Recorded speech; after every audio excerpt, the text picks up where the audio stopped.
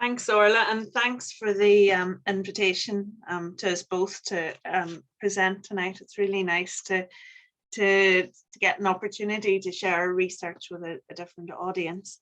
So I'm going to talk first of all on the Soil Nutrient Health Scheme, and some of you may have, if you have anything to do with agriculture, have already heard about this. But it's a very significant investment by the Department of Agriculture, Environment and Rural Affairs, DERA, in soil health over the next 4 years. The aim is to undertake a comprehensive regional soil sampling and analysis programme, providing information direct to farmers that will help them optimise crop nutrient applications to assess on-farm carbon stocks and build on-farm resilience. The scheme is going to be rolled out over the next 4 years because of the scale, and we aim to sample all fields on all farms by 4 geographic zones. So we're starting in the southeast this year and moving clockwise to end in County Antrim in 2025-26. The scheme is entirely free to farmers. All sampling will be done for them by RPS Group, who are our soil contractors. Their teams will go out onto farms through the closed period in general, so from now until the end of January into February, and we'll take soil samples across all the fields that are registered, a composite sample of 25 to 30 cores per field. These will then be bagged and sent off to NRM, who are the analysis contractors for the scheme, and they will analyse the soil and return the results to farmers in the post. So that, I suppose, is the basis of it. What we're going to deliver to farmers is the following as a baseline. So once the analysis are done, all soil samples will be analysed for phosphorus, potassium, pH, magnesium, calcium, sulphur, and loss in ignition or organic matter. Samples will be taken to 7.5 centimetres in grassland and 15 centimetres in arable fields. Within 4 to 6 weeks of sampling, farmers will get in the post their tabular results from NRM with explanations of what the results mean and guides to what they need to do next in terms of recommendation. And that's based on the last crop and next crop that farmers provided as they registered. Following that, we are going to provide them with maps. We've done this before and it proved very effective. The farmers will get maps showing their whole farm or sections of farm with a traffic light system indicating fields above, below or at optimum, and with recommendations based on their last crop, next crop. They'll also receive runoff risk maps for their farm, and this is done using LiDAR digital terrain model, and we're currently flying this for Northern Ireland at the moment. And this allows us to highlight to farmers those areas on farm at highest risk of runoff during rainfall events. And in our landscape with our high clay soils, this is the way we most frequently see nutrients like phosphorus and sediment getting washed into rivers. So these are critical source areas that would be where farmers should target if they want to be part of agri-environmental schemes, or if they, and the areas that you should probably stay away from if you want to try and ensure that the nutrient remains on your land and not in the river at different times of year. Along with that, we're also using the LiDAR digital surface model as part of the carbon stock estimations that are going to be done for each farm. So this, for above ground biomass, will involve the digital surface model where we can strip out trees and vegetation and hedges and quantify the amount of biomass in it. And also from the soil analysis results, we will model a carbon stock, and that will be done later in 2024. And for all the information that farmers will get within the scheme, CAFRE will be delivering nutrient management planning training to ensure that farmers have the knowledge they need to put the this information into action and try and optimize nutrients on their farm and make, as I suppose, a decision support tool going forward. So I suppose to put it in the context of why this scheme is happening, we know the geopolitical situation at the minute, the situation in Ukraine, the pressures we're under as gas prices rise, for farmers, fertilizer prices rise as well. Ukraine is a source of a lot of the grain that we use to make cattle feed in Northern Ireland. And so things that are happening far away have suddenly become very, close to us through these links. We've also the economic crisis following COVID and Brexit, perhaps. And I suppose over everything, we have the spectre of climate change and the news headlines everywhere reflecting what's happening around that.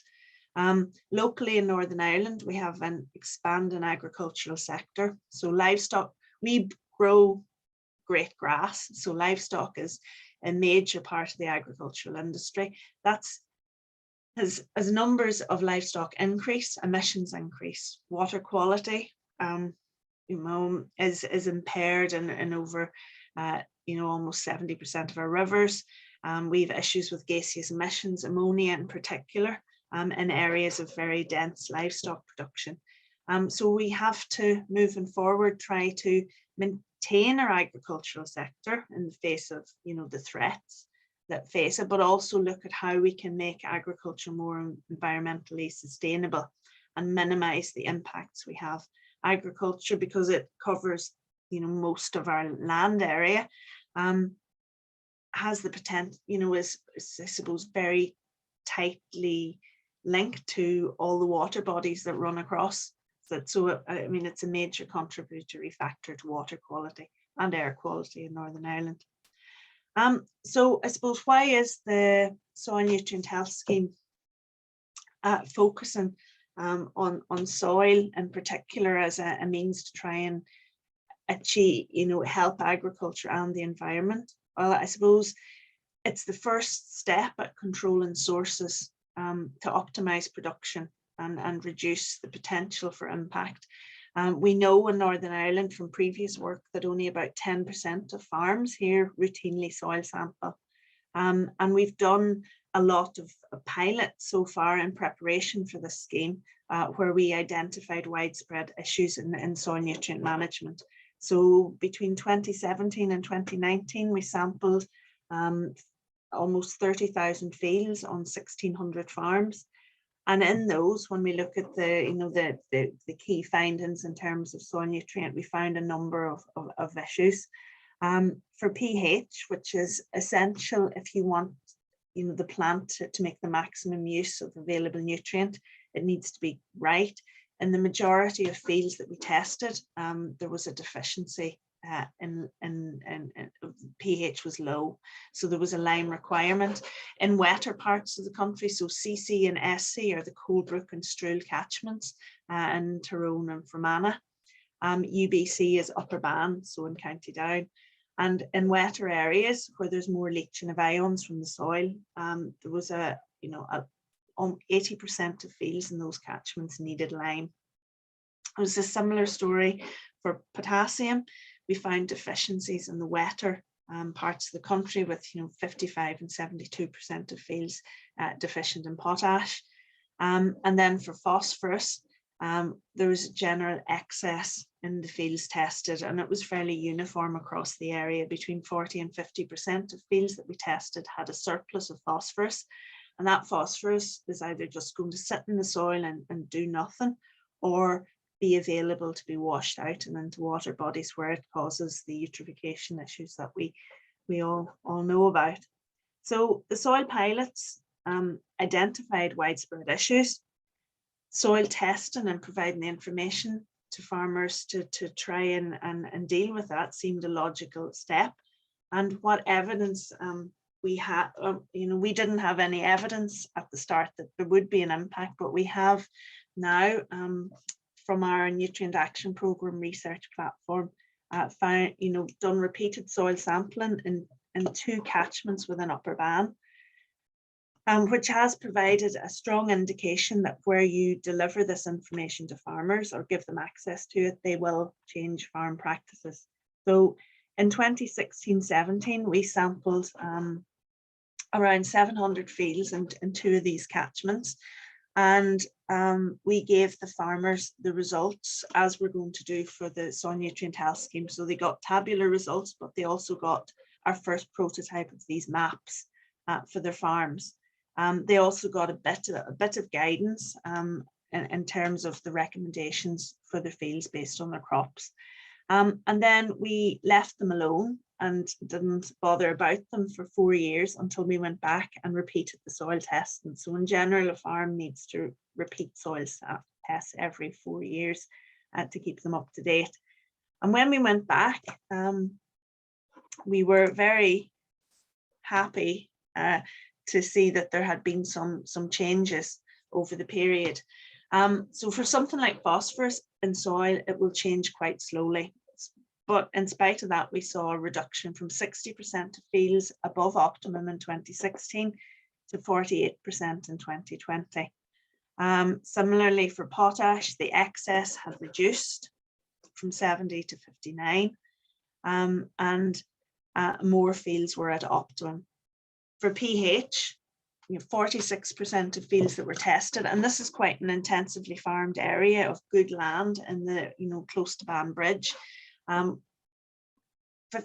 of fields, almost 50% of fields needed lime. When we went back, it was fallen to 28% of fields. So farmers were taking action, and this, was a good outcome for us, and it gave us, I suppose, confidence that if we were able to roll this out on a wider scale, there was potential. The other thing we noticed is that water quality was very strongly linked to the proportion of catchments that were above optimum for soil test P. So for all the catchments, for 14 subcatchments in Upper Bann and 8 catchments in Colebrook and Fermanagh, we have long-term water quality monitoring data every fortnight since about 1990. So we were able to take the water quality data over the period that soil sampling was going on and compare that with the proportion of the catchment when we did the soil test that was above optimum for soil test P. So this catchment, for example, was 30% of it was above optimum for soil test P, and it had a median SRP concentration, soluble reactive phosphorus, about 80 micrograms per litre. And what we found was that there was a very, very strong linear relationship between the proportion of excess soil P in a catchment and water quality.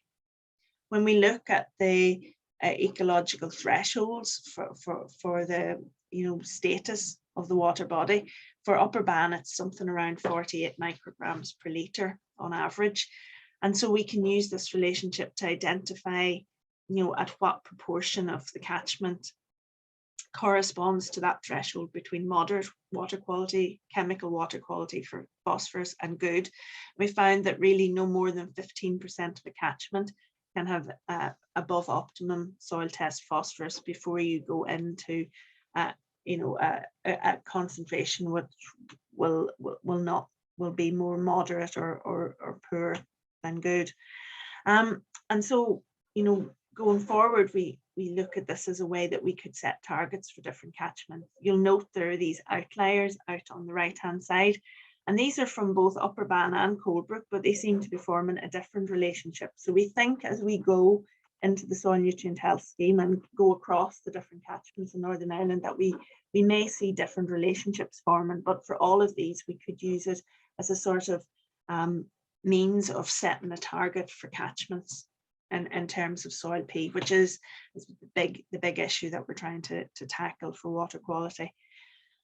The positive thing, I said in the last slide that phosphorus, the fields above optimum for soil test P had reduced in those 2 catchments we sampled in, and that's sort of here, where they've shifted from 60% of this catchment above optimum to down near 50, and this catchment from 35 to about 30%. What we've also found, however, is that and surprisingly, because we didn't expect it to react so quickly, is that the soluble reactive phosphorus concentration in stream has dropped a bit in both catchments over the same period. And there is clearly a lot of work that we would need to do to validate this and test it, because it's only 2 points, but it is encouraging and shows signs that if we can, remove some of the excess available to water, there's a good chance we won't see it in the water. The other work we did as part of the soil pilots was to look at runoff risk. So this was using the LiDAR data set to model areas of higher runoff risk into these water bodies of the pale blue lines you might be able to see. And what we found as well for that where we looked at the proportion of catchments that have high soil P, so these fields that have an excess phosphorus, which also have a high runoff risk, that there is a power relationship between those and the concentrations you get in stream. And if you look at the moderate to good water quality, again for Upper Bann, it's a very small proportion of the catchment that can have high soil P and high runoff risk before you start to move into these higher concentration ranges. The good news for farmers, I suppose, is that by targeting these very small areas of your farm, you can continue management as usual in other areas, and put your effort into key areas on farm. So what we hope is that farmers will be able to use these risk maps to be careful when they apply slurry in spring, maybe keep away from fields that have runoff risk until the ground is well dried out, to look if they're taking part in agri-environmental schemes, that if they can afford to put in a buffer, that they'd focus it on areas that will benefit most from it, and use it really as a guide on farm to make better decisions to keep the nutrient where it should be, and protect and improve water quality in their streams and rivers. So I suppose an important thing in all of this is how farmers receive this information and what their intentions are as a result. Following the soil pilots, which were the Colebrook, Struhl and Upper Bann in 2017, 18 and 18, 19, Leeds University undertook a study where they surveyed some of the farmers that participated a year and 6 months afterwards, and found that there were clear intentions on farmers to change behaviour in terms of the fertiliser they were buying, in terms of understanding better their link between their activities and water quality, and so on. And in the work that we're going to do in the Soil Nutrient Health Scheme, Leeds will go back to those farmers and see if 4 years later they continued that intention or not. But just, I suppose, from our own work in AFBI in Upper Bann, in those 2 catchments where we've repeat sampled, we've met with most of the farmers in the catchment and held open days at our monitoring stations where we show them the water quality data and talk about the soil results. And some of the feedback we've got has been, very positive on all fronts. We've had almost nobody negative about the soil testing. Farmers' comments include, using the soil results, I've noticed an improvement in grass growth. So that's where they've put online and got that right. They're really seeing an improvement in yield. Around the maps and the information we gave them, it works. It's how it needs to be done. And the maps make it really clear. Every farmer was clear that getting map-based information that's visually easy for them to understand and interpret made a real difference. And that's something we'll continue and try and improve within the Soil Nutrient Health Scheme. I suppose for carbon is the other aspect of the project, and that we haven't got a baseline for carbon for Northern Ireland yet, and we have to move towards the carbon neutral economy, and Chris will talk more about this in the next presentation. But we can't start to assess sequestration potential and trade carbon until we know how much there is. It's estimated there's about 300 megatons of carbon in the top 1 metre of soil in Northern Ireland. So that's a huge resource, and it works out at somewhere between 10 and 180 tonnes of carbon per hectare of farmed land. And we've done work in AFBI over the last 50 years. There's been a long-term slurry experiment running where they've done different amendments of slurries to field and seen how carbon stocks build over time. So there's a lot of work that can be done on carbon sequestration if we get, work out that baseline as a starting place, and that's going to be done with modelling in the project. We've also got carbon and above ground biomass at the minute under the LULUCF budgets. All the carbon that's stored in hedgerows and in areas of small woodland and single trees is not considered in our inventory for Northern Ireland. And there's over 100,000 kilometres of hedgerows in Northern Ireland. So that's significant potential to add to our national budget and for individual farmers when they're carbon accounting. So within the project, we see a real need to try and quantify that. So for a maintained hedge, you could have between 4 and 7 tonnes of carbon per kilometre. With trees included in that, you could get up to 45 tonnes per kilometre. And a mature oak tree is about 4 tonnes of carbon or 15 tonnes of CO2 equivalent. So there's real potential within the project to quantify that. We have the LiDAR data set that will allow us to do that at large scales. So that, I think, is another key element of the project. So I suppose that is why farmers are going to get what we're delivering within the project over the next 4 years. Linked and tied into that is the research that AFBI are going to do with our partners in Leeds and Ulster over the next 4 years as well. So within our branch, we have a number of research projects set up linked to the Soil Nutrient Health Scheme. One of them is to look at the development of a soil P-test for basalt soils. So the tills and County Antrim that are derived from basalt are very high in iron and aluminium.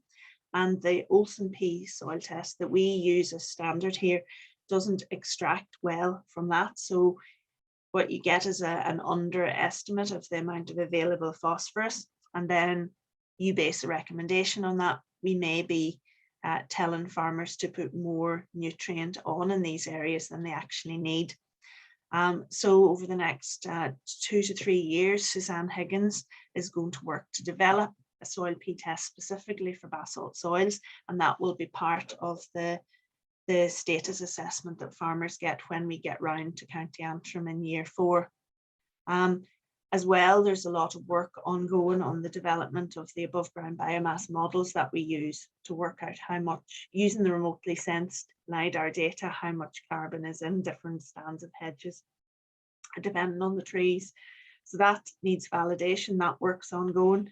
We're also looking at sequestration and how soil biogeochemistry affects that in different soil types. So there's a program of research that J.R. Rao is managing with Alex Higgins that's going to do more detailed carbon measurements on 250 sites across Northern Ireland, along with the loss and ignition values that are being measured in the standard soil sample. I'm continuing the work on looking at water quality targets and the relationship between phosphorus excess and soluble reactive phosphorus in stream and how we can develop that. We're also looking at a nutrient redistribution potential. When farmers know what fields have a surplus and what fields have a deficit, we'll look at how we could redistribute nutrients there, potentially, providing there's no environmental impact. And we're also doing work on validating and developing the runoff risk models for different landscapes. Overall, to try and evaluate the impact of the scheme, we're carrying out behavioural research, which will be undertaken by Leeds University, and it's going to assess what impact having the soil nutrient and carbon information has on farmer behavior, but farmer actions, I suppose, more. How useful do they find it? What were the barriers and the drivers to farmers acting on the information they get, and how can we improve that as the scheme develops over the next 4 years? So I suppose combining the baseline with the underpinning research, we in AFBI see this as a starting point for the circular bioeconomy for Northern Ireland. It gives us information spatially across NI that can allow us to look at better, trying to make efficiencies in how we use nutrients. So that source control is important for the environment in terms of water quality and preventing loss of nutrient, but also in terms of cutting off our dependence on imports. If we can grow better grass, we can reduce our concentrate needs. If we have surpluses of manure in one area, where could it safely go? Before the scheme, we look at this landscape and we don't know, but after, for a farm, you can see these areas of red where there's too much phosphorus, green where it's okay, blue where there's maybe a below optimum phosphorus. These are areas where you could move nutrient, providing there's no potential for runoff or it isn't an environmentally sensitive area. So maybe within farms, for farmers to have this information, they could identify these hashed areas where they could redistribute nutrients and grow better grass, and reduce dependence on external nutrient imports. We also want to try and look at the potential, and Chris will talk about this, of using manure surpluses for energy production. And I suppose develop the carrying capacity framework that looked at phosphorus transfer between farms and among catchments, to how we could do it for carbon and nitrogen. So I suppose that ultimately is where we'd like to go with this.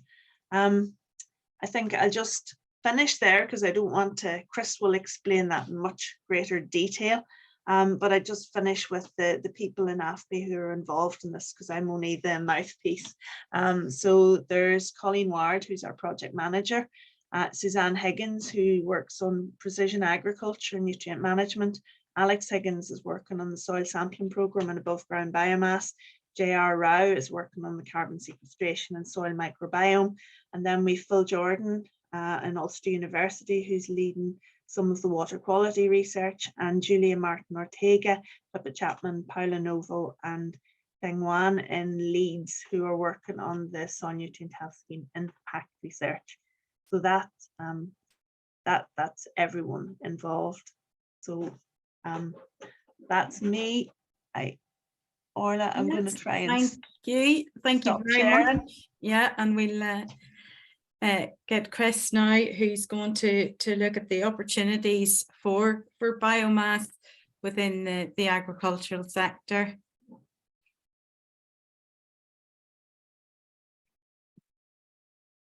Okay, thanks, Orla. Is that looking okay? Looking good, yep. Grand. Okay, so I'm going to just kick on from what Rachel was talking about. I think you've sort of set the scene quite well. It's sort of a little bit generically entitled opportunities for the land sector, but what we're talking here about is bioenergy and a circular bioeconomy. I'm looking at kind of diversification as well, but you'll see what I mean as I'm going through. So I think Rachel she discussed this all quite well. This is basically the bottom line, is that Northern Ireland's nutrient burden in terms of phosphorus ammonia is above what we can really manage sustainably in terms of phosphorus ammonia and greenhouse gases. And she went into it in a little bit more detail, but that graph on the right indicates the wrong trajectory of our water quality, and the reason why is that map in the bottom right. So where you see the pink and the red areas are the areas that Rachel would refer to as having above optimum nutrient in the soil. So these areas are very likely, therefore, contributing to the runoff of nutrient from our land base. So that's important to understand. Added to that as well, we have had a kind of development of an AD sector to an extent. It's not massive, but it certainly is significant. And there are always concerns being voiced about the disposal or management, rather, of digestates in terms of it's being a high P organic waste spread to land. It's a higher pH. It can emit ammonia. There's a few issues with digestate that are certainly, achieving comment. So where we are with agriculture, I suppose, is we need to combat these aspects, both from an environmental but also from a consumer pressure point. Otherwise, we can see restrictions, and we're aware of restrictions in agriculture happening in other countries in the EU. Added to this, though, we do have a demand, and I'm sure there's nobody listening tonight who isn't aware of energy shocks and energy prices and energy instability, energy affordability, energy security, I suppose we'd call it. But what's going to happen in the future with energy and energy prices, electricity prices, gas prices? So really the one question is, what about we do divert animal waste, agricultural waste in Northern Ireland, and we have a surfeit of the stuff. And we also link that in with the production of energy crops, which could be more silage from the land, and try to use our agri sector to kind of decarbonize not only the sector itself, but also the energy supply from the country. So that's really where we're coming from. And I'm sure biomethane is nothing new to most people there, but just as a quick indication, biomethane is a way through decarbonizing the really hard to decarbonize areas. In Northern Ireland anyway, we probably have decarbonized about half of our electricity supply, largely from photovoltaics and wind, but also to a degree some AD. But the bits that we really have trouble decarbonizing is heat and transport. And heat would be the biggest share. It's probably about 40% of our energy use, maybe more, 50% of our energy use in Northern Ireland is heat. So we have a concern there with how to decarbonize that. And we're thinking about biomass crops, but biogas is certainly a way we can do that. So we use it for not just domestic, but for industry, for combined heat and power units. It can be in transport. We've already got vehicles driving around Northern Ireland. We've got, on biomethane tractors are in trial and tests as biomethane lorries. We've got biomethane being transported as CNG across the country. Also, a sector like this, a biomethane sector, could indeed lead to green growth in jobs and in industry and target and revenues. And of course, the environmental benefits are really easy to see, because for every cubic meter of fossil gas we're displacing, we're offsetting all that extra carbon dioxide emission. So taking that all in mind, the question, I suppose, is the black bar is hiding my title, but anyways, can we use that extra animal waste and use it for anaerobic digestion to try to decarbonize our energy supply in Northern Ireland? That is the question. And is there enough resource to do so? And essentially, is it therefore enough to make steps towards decarbonizing our gas grid? So this led to a piece of research work, which we worked with Queen's University on. The two named authors down there in that paper that's published did the heavy lifting. That's Nia and Anya. They did the heavy lifting, but essentially it was a modeling exercise sponsored by the CASE, the Centre for Advanced Sustainable Energy, an industry-led research hub. We wanted to quantify how much manure and underutilized silage there was in Northern Ireland, and essentially then we could convert those to biomass volumes, and then convert those to potential biomethane volumes, and then compare those to current gas usage. So that's the method by which we went through this modeling exercise, and the paper there is seen. And we looked at a number of different scenarios. So scenario number one is what currently happens. So we've got a lot of cattle, a lot of dairy, beef, poultry, pigs, and all that animal manure essentially finds its way to be spread on land. And Rachel showed enough pictures about how nutrient is building up in our land. We then looked at another scenario two there. Well, what if we did transport that material, that excess nutrient and energy crop, towards a biogas reactor, towards AD plants, towards larger AD sectors, which are set up specifically to take these materials? And what if we do get those then to produce that extra biogas, and we use that biogas to decarbonize heat, decarbonize transport, decarbonize heat to power, gas to CHP, and bring all that. And then we looked at one extra step there, which is that very bottom bit, which is, once you've sent all those materials through an AD plant, Yeah, biologically, we've taken a lot of the energy out of it in the form of methane, but there's a lot of undigestible carbon in there as well, largely because of its cellulosic, its lignocellulosic origin. But there's ways to pull an awful lot more energy out of that. You know, we can combust it, pyrolyze it, gasify it, torrefy it, whatever it might be. And we modeled therefore a pyrolysis process to pull extra energy out and then create a biochar product in the end, which biochar is currently used as a circular economic media for phosphorus, and also as a, you know, sold as fertilizer or as a soil conditioner. So that's what was modeled. So in brief pictures, therefore, results from the geospatial analysis. The picture on the left is essentially where all the excess, or where all the total manure solids from housed livestock would with their origins would be across the whole of Northern Ireland. We can see it there. That heat map kind of again shows where we have the high concentrations and the lower concentrations. And all in all, we've got, you know, nearly 1 million tons of animal wastes. And then on the right-hand side, we've done something quite interesting, which is to kind of model and map where the underutilized silage could be. It doesn't have to be silage, just we happen to grow silage quite well, grass quite well rather. It could be lots of other energy crops, and I'm going to touch on that later briefly. But again, we kind of modeled where the underutilized silage matter could do. So underutilized silage, what do we mean by that? Essentially, as Rachel was saying there, you know, if we can get our soil exactly right, our efficiency of production of grass in Northern Ireland can be better than what it currently is. So what we did in that picture on the right there was to take the population of animals that needed to be fed on the herbage, look at the potential then that could be grown, and then subtract one from the other, the demand from the production capability, and that excess then could be available. And then all we did was we translated those quantities into biogas. And we can see, therefore, that looking at this square in the bottom, 7,500 gigawatt hours of energy is potentially producible from our excess agri waste and energy crops. So 7,500 gigawatt hours, which just by coincidence is nearly the complete yearly supply of gas through our network. I'll come to that shortly. And about a third of that is from the slurries, and the 2/3 of that is from the energy crop. Nothing surprising about that, although there's plenty of energy left in slurry.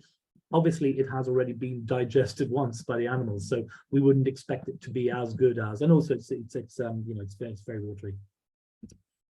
So we took that on for the next step, which was to see the potential in relation to the existing gas grid. And that picture that I'm showing you now is kind of how the gas grid in Northern Ireland is set up. It's lots of kind of smaller gas grids, which my understanding is they can actually be you know, joined together by, or they are joined together by transmission lines. But these are the distribution pipelines anyway, because we've done the modeling, and okay, it's in an ideal world, but we don't all live in an ideal world, so we can't just, you know, transport slurries, you know, any lengths of distances. So we took a kind of a 10-kilometer radius, and we said, well, look, if we would intend to potentially set up AD plants within those areas, close to those gas grids, and we were able to bring slurries and silage and energy crops from a 10-kilometer radius somewhere within those areas, then, you know, what difference does that make? But actually, it's still quite significant, because even though we have now a reduced access to slurries and a reduced access to energy crops, we still are up to about 82% potential gas displacement, fossil gas displacement with biogas. And what's interesting to note as well, that 11 out of those 15 zones actually have excess potential gas production than they actually need, allowing it therefore to be transmitted to other sectors. So I think that's quite an interesting piece of modeling to show us. So the conclusions from that piece of work, therefore, are, yes, there is a significant opportunity for utilizing AD to produce biogas and biomethane and to try to decarbonize the grid. And if we do that, I think it's probably quite logical, therefore, to suggest that if we are focusing and pulling together and concentrating that slurry and nutrient towards central areas, central processes, not only are we taking the nutrient pressure off the land area, which Rachel has described to us and discussed with us, but we're bringing it into central processes for gas production, biomethane production, energy production. But now we have all the nutrients in one place as well, which actually means that the number of nutrient separation technologies and ammonia stripping, for example, and phosphate management, phosphate dissolution, even producing kind of pellets or, you know, soil conditioner products. There's quite a lot of research and there's quite a lot of proof of concept technologies up and running across the world to show that yes, there's quite a lot we can do with nutrients from slurries in order to try to increase its value and facilitate the recycling of those nutrients back into agricultural use, or even for export and sale. And what we're talking about there is, of course, a circular economy, is keeping molecules in use for longer.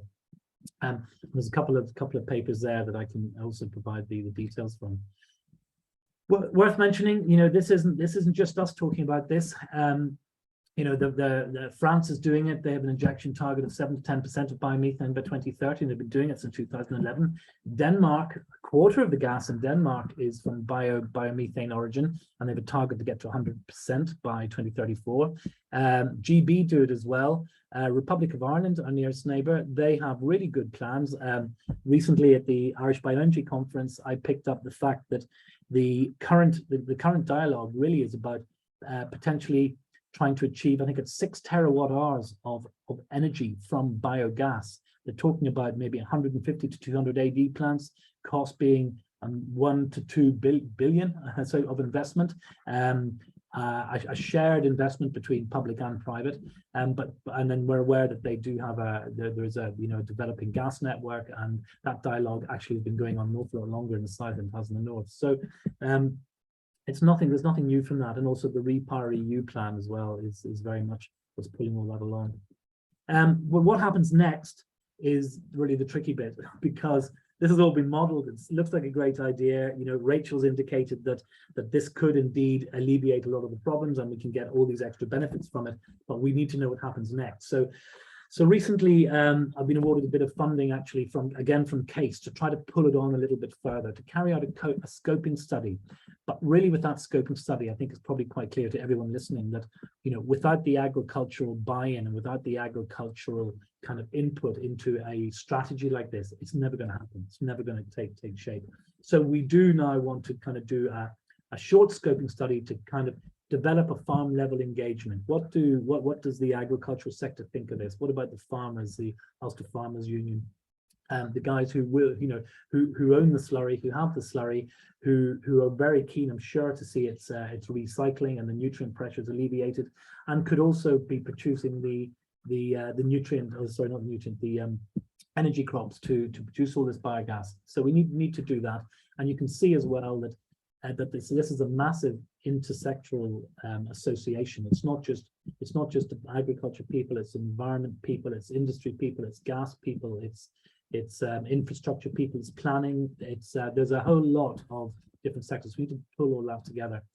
And also, we're probably talking about separating solids on farm as well, certainly except for the ones that are very, very close by accident to where their slurry could be used. To transport slurry at any distance at all, and the water utilities show us this, with transporting sludges and things across. You don't transport 1 or 2% solid materials. You want to transport as little water as possible. So we need to look at what technologies are viable in farm. And actually here in Hillsborough, we've been doing some work with centrifuges and screw presses, but we could also be looking at microfilters and screens and membranes. There's a lot of other technologies out there. And then what we really do want to try to do is develop some environmental monitoring, because to show that we can remove the nutrient pressure from these catchments, and we can give rise to water quality starting to improve, or certainly not deteriorating at the same time, linking in with the soil nutrient health scheme that Rachel has discussed, I think gives us the best of all worlds to kind of prove the concept that this kind of strategy could actually function and could give Northern Ireland all these multi benefits of circular economy and sustainable energy and low cost energy and an improved environment. There's quite a lot of benefits that can come from this. So ultimately, I do need to try to develop a business model out of it. So I've kind of illustrated this, but the real impacts are of course to increase the biomethane, to increase that bioeconomy, or develop that bioeconomy where the nutrients can actually achieve a value, to develop that sustained downward trend in environmental pollution. And we can see here that an anaerobic digestion, a biogas production, and nutrient management is indeed a real economy that could be developed that currently does not exist. So what I wanted then to kind of touch on is, and I just can't read that top word, it says biomass crops. Great, okay, I've moved my black bar. I just want to touch on biomass crops literally for just for 2 or 3 minutes, because it's something that's really quite interesting happening at the minute. And the UK has gone through a number of iterative processes to kind of develop, I suppose, the dialogue in this whole area. A couple of years ago, we had the International Energy Agency saying we need a much greater level of biomass and biomass crops. We need to incorporate, agricultural land, marginal land, but woody energy crops, we need them out there. Then we had the Committee on Climate Change saying, look, listen, we need to get actually to about 700,000 hectares of biomass crops by 2050.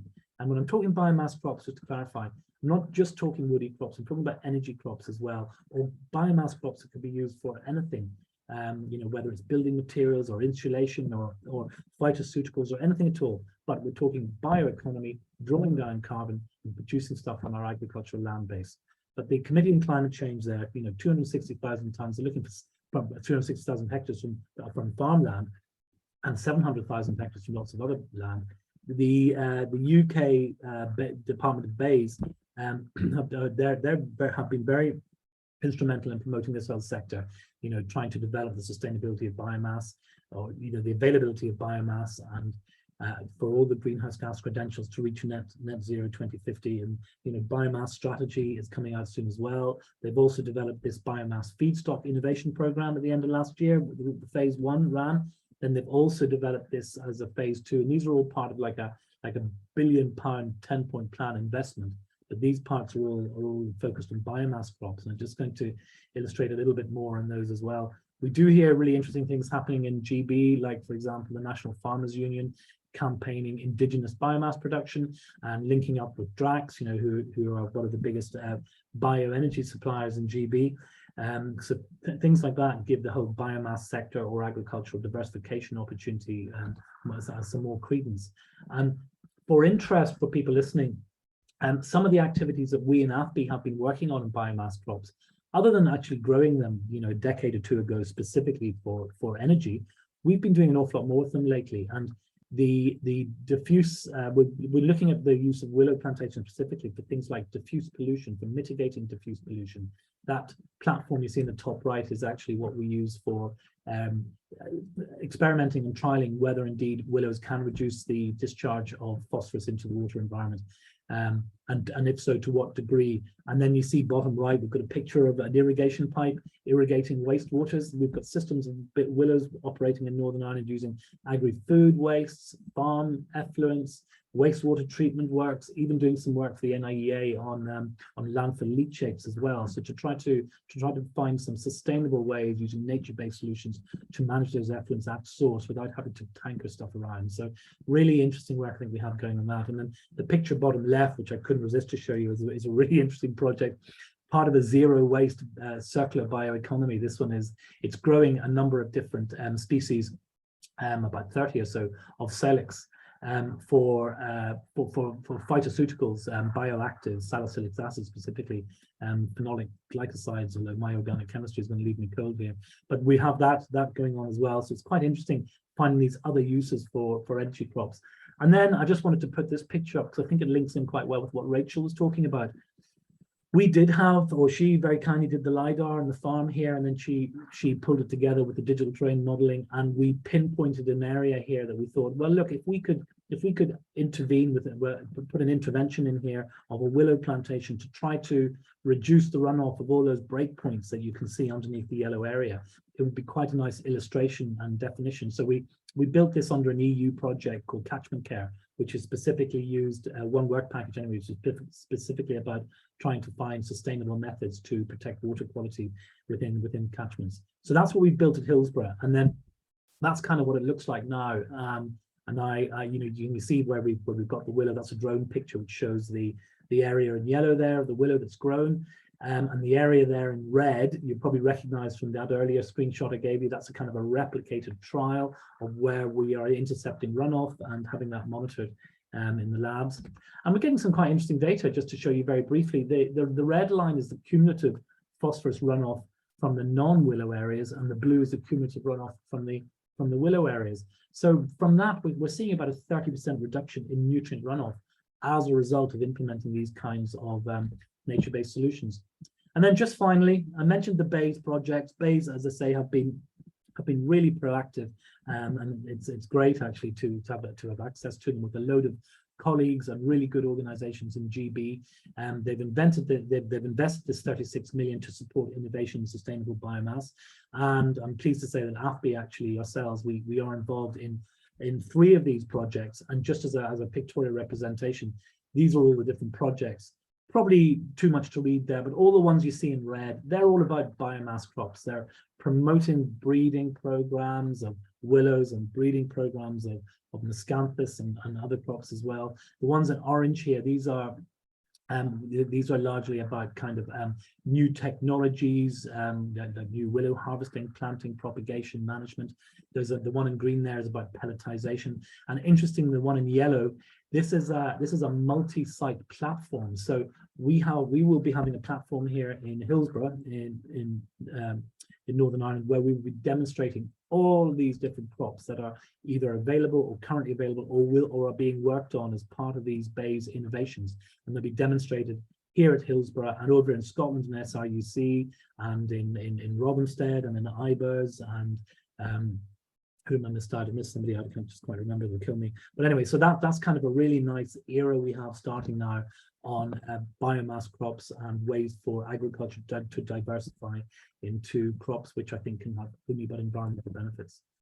So on that point, I've been talking for 20 minutes there, so I think I better stop. Thank you very much, Chris and Rachel. That has been a really interesting presentations this afternoon, this evening. So we'll maybe move through. I see some questions coming through here, and certainly I'll start with this first one because it was on my thoughts as well for Rachel. So certainly SIWEM and our theme for this year is really around planning for recovery, growth and the environment, and certainly looking at your presentation and discussing the soil nutrient health scheme, there seems to be real opportunities in there for farmers to make good planning decisions on their farms for the benefit of themselves and also for the benefit of the environment. So what has the uptake been like for this scheme, and how good has registration been for it? It's been very good overall.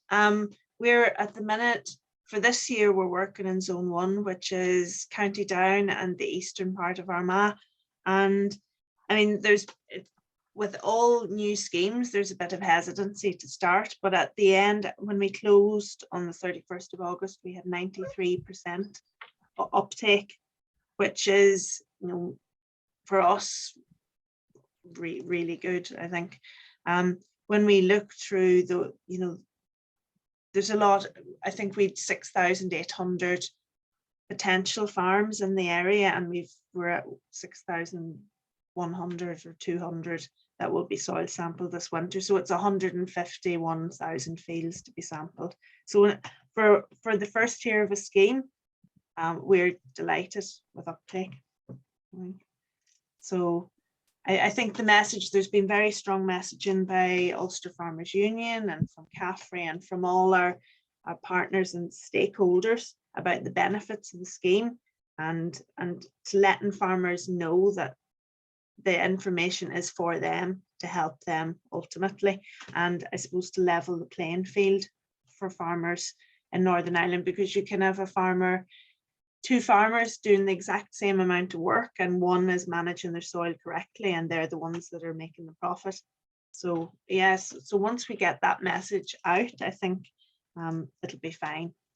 Okay, thank you. And there's that sort of following on from that as well then is, so is it envisaged at all that there will be a legacy project? You've mentioned that this is a 4-year project.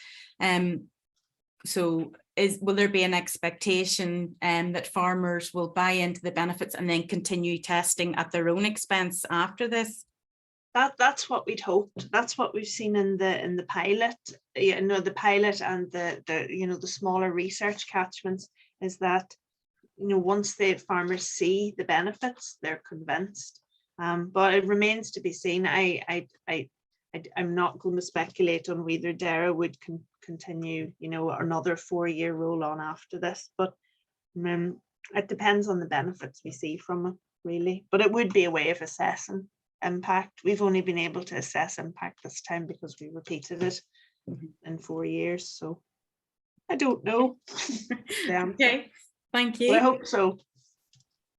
So, and Chris, sort of, not to let you off there, and Rachel take all the questions. So so obviously there's a lot of talk recently around the Northern Ireland sort of climate change strategies, and so what opportunities? I think you've set out there a lot of good opportunities. So, but for biomass, what are the opportunities here for us in helping Northern Ireland sort of with its climate change and carbon ambitions? Yeah, I mean, it's quite a, it's a tricky one to answer that. I mean, Bayes wouldn't have come out with that biomass crops initiative if indeed there wasn't a general understanding by the Committee on Climate Change, or general kind of advice from the Committee on Climate Change, that biomass crops, for example, have a role to play in net zero 2050.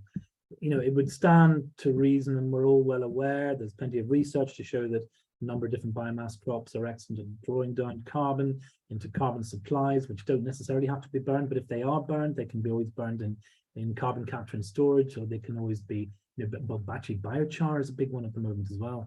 And any energy crops that can be you know, directed not just to combustion but to anaerobic digestion then can be associated with decarbonizing the energy supply. So all those have a role to play, as well as being opportunities for farmers to diversify from agriculture.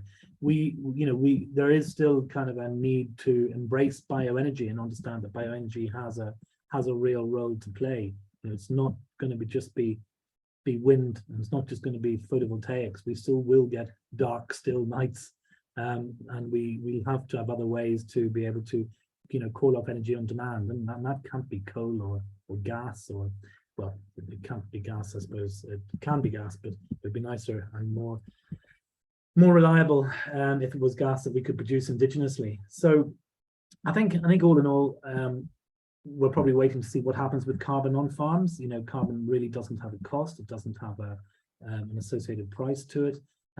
But I think that if carbon farming becomes a thing, and if biomass or biomass or bioenergy becomes an actual market that can make farmers money, I think we could see things start to change in that direction. Okay, thank you. And following on from that, so what do you see then are the particular barriers around that, and sort of farms moving to bio, you know, being able to provide biogas, or moving that sector on, you know, making the most of those opportunities? Where are our barriers at the moment on those? And there's a number of barriers. I mean, at the moment, we are in Northern Ireland anyway. You know, we are in a vacuum of any policy of incentivization. There is no current policy to encourage heating or encourage electricity or encourage renewable energy. So we don't have anything like that. Now, saying that, it's very true to say that with the current price of energy, it's actually a no-brainer. It would be a no-brainer to, you know, if you're using fossil fuel energy and you're buying electricity, you're buying oil or anything for that matter along that line, you could easily make a very good business case to start to implement and install renewable technologies. And I think that's probably clear. But will those energy prices stay that high for that long? It's going to be very hard. But anyway, that's one part of it, because to set up a lot of this infrastructure is expensive. It's like the example I gave in the South, you know, to come forward with $1.5 billion of investment in a sector is a real statement. You know, to do that, if it happens, it's a real statement. So that's probably one of the hurdles. The other hurdles as well is, you know, it's interesting whenever I would come across, I mean, in the catchment care project, for example, which we've been working on, and I mentioned earlier, I've been trying to find farmers to consider diversifying small areas of land, just small bits of land, into biomass crops for one reason or another, to try to manage wastewaters or something like that. And it's actually not that easy to sell, because dairy farming is so strong, for example. Milk prices are high. I think revenues in agriculture are good. So that is another difficulty we have. But that maybe there's mindset there, or maybe there's kind of a, it's just there has never been a very stable bioenergy sector. Who can plant it? What do I plant? Who can look after it? Who can tell me what to do? Who can harvest it? Who's going to buy it? All those questions are essential. And certainly if I was a landowner, if I was a farmer and I was thinking of diversifying into one direction, I'd want all those boxes ticked to make sure I'm not going to grow something that is just useless or pointless in the end. So whether it's incentivization, or whether it's pre-markets or power purchase agreements or biomass purchase agreements, or carbon credits, or whatever it might be, I think those things could come in line and could really kind of help that. So yeah. Okay, thank you. I have a question for both of you in terms of I'm from DERA, and as a regulator, both schemes have their pros, but both have their concerns. Obviously, I'll start with yourself, Rachel. I know when we showed the LiDAR data to the agriculture regulations team, the first thing they said was that the farmers would target the areas where the lines are to put more stuff on, because they see it as an area where it will wash away. So the training that you're giving out, is that going to be something that is offered on a more regular basis? I know you're doing it with the farmers who are taking up the scheme, and that's a great thing, because obviously if they're fully informed, but if they're not, they could theoretically target those areas for additional product, for fertilization. Yeah. I suppose, but I mean, the CAFRE are really working on the training that the farmers are going to get out of this, and it will be very, very clear on, that there are areas to be avoided. It will be, the messaging is going to be very clear. I suppose the challenge we have is that we've 6,000 farmers in zone 1 to be trained in the next 5 months. And that is going to be, because of the number of farmers involved, it's going to be online, but it will, I mean, I have seen the materials that the CAFRE are developing, and the messaging is very clear. And farmers who aren't yet in the scheme won't get those risk maps. Okay. You'll have to be a participant in the scheme to access that information. So it is sort of protected in terms of, it's just a very big cultural change for a lot of the farmers. They've taken on, their practices have been a certain way for so many years, and getting this information, this data, it needs to be used in the right way. So that's a concern. Yeah, for definite. And if we can put out, online seminars or videos or anything else that can go along with that concept, because it is a new way of, looking at your landscape, I suppose, for people. But we have, I mean, all the farmers in our NAP upper band catchments have had the risk maps, and we talked through, their understanding of them, and they do understand that they're more, to be used for target. Some of them are using them to target where they put EFS measures. Yeah. So I think as long as the messaging is very clear, I hope there won't be a problem. I mean, we're definitely. Fingers crossed. Yeah, I mean, that part of the work is going with an environmental message more than you need to slap on more nutrient message. So hopefully it'll be okay. Thank you.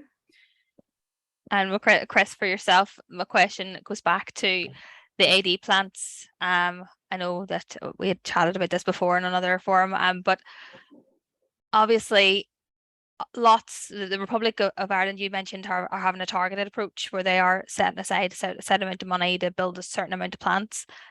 Up here, we kind of are building them all over the show, just with whoever sort of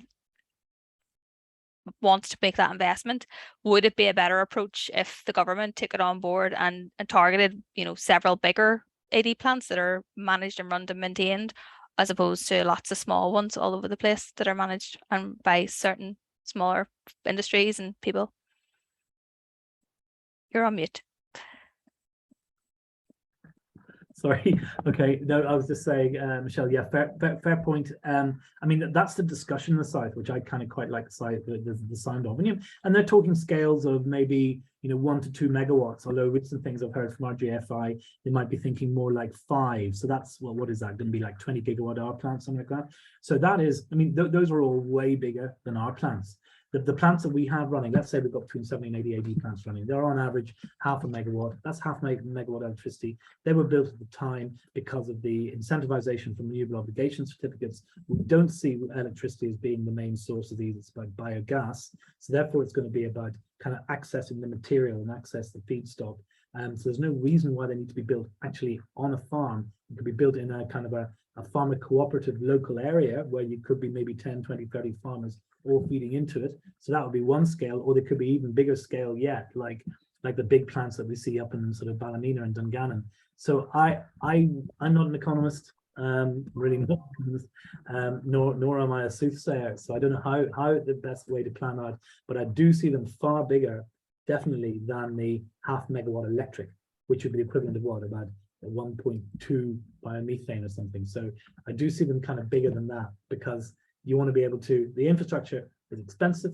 You can't be building all that infrastructure and then all the nutrient management technologies in the back end. So I do see them bigger than being what we are currently developing. But farmer collaborations, farmer cooperatives, local cooperatives, signing agreements with other farmers for the supply of a certain amount of energy crop, something like that, I think would probably work quite well. But the proliferation of the AD that we saw in the first place because of the rocks, I think you're right. It's not the most efficient place to put them, especially given that that's where the CHPs are and that's where the waste heat is as well. Okay, thanks very much. Thank you. And we have just one final question here. Wondering will the DTM and the DSM data that is being collected be available for use on other projects? Certainly the range of information would be really valuable resource for a wide range of environmental projects. Are there any plans to make it available?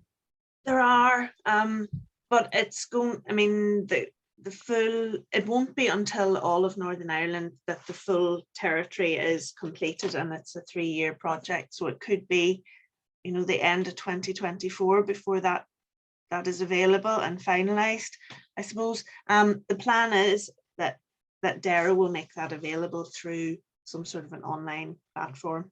I don't know the details as yet, but the DTM and DSM should ultimately be available, but probably not until the end of 2024, because I mean we're working on zone 1 at the minute, and it's an iterative process back and forward through the process of it. So it's not just fly the plane and get the data. It's taking a lot longer than that, so it won't be available until it's right. Okay, no, that's great. I think that's all our questions. Thank you very much for a very interesting evening. Really appreciate your presenting, and thank you to everyone for attending this evening, and look forward to hopefully seeing or not seeing, since I can't see anybody actually, but hopefully a lot of attendance at our next meeting as well in November. So thank you very much, everyone.